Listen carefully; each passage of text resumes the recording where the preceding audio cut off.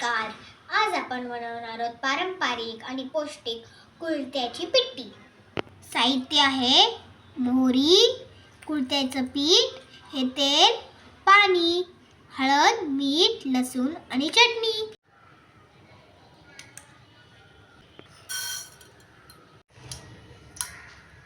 आता आपण लसूण टाकूया.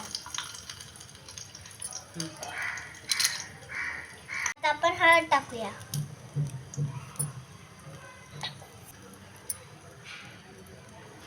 आता तिखट टाकूया.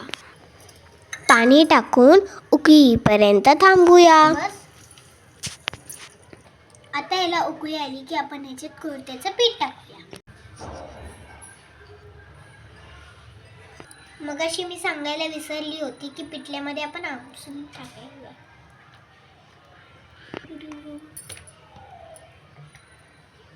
आता चवीपुरतं मीठ टाकूया. तयार आहे पारंपरिक आणि पौष्टिक कुळथ्याचं पिठलं. तुम्ही पण नक्की ट्राय करा.